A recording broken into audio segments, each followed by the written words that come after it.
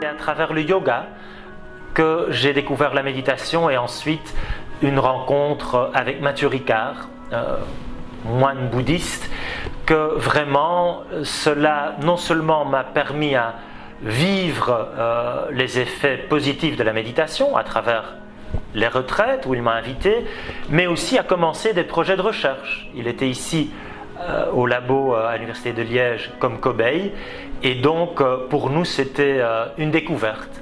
Comment la méditation peut être une bonne chose pour notre bien-être et aussi un vrai projet scientifique.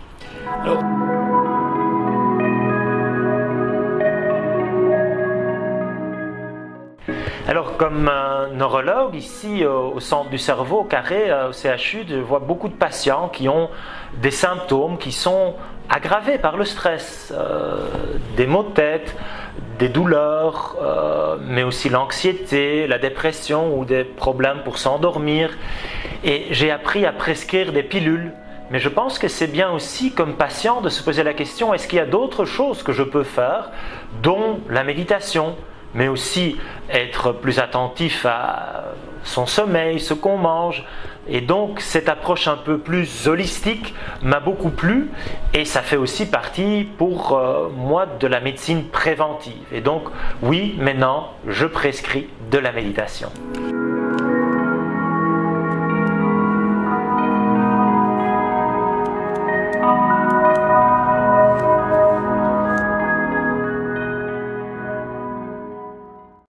Oui, et grâce à Matthieu Ricard, qui était ici comme cobaye, je vais prendre son cerveau imprimé en 3D.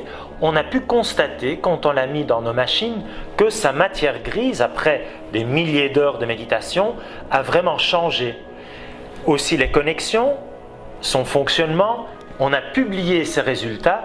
Évidemment, il ne faut pas devenir un moine bouddhiste, c'est à la portée de chacun de nous.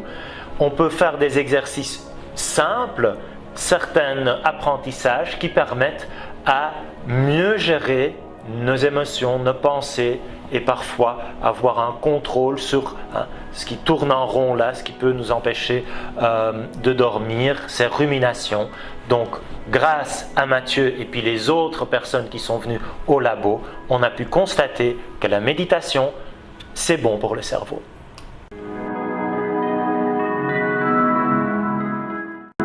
Je suis loin d'être un maître zen, je fais ce que je peux, j'essaye 20 minutes par jour, mais parfois c'est que quelques minutes, mais je préfère, après avoir appris certaines techniques de base, le faire de manière informelle. Pas nécessairement plié en lotus sur un tapis, mais sur une chaise, entre deux patients, dans le train. Et là je pense que ces moments soi-disant perdus, on peut faire des exercices simples qui ont par contre des vrais effets sur le cerveau et sur notre bien-être.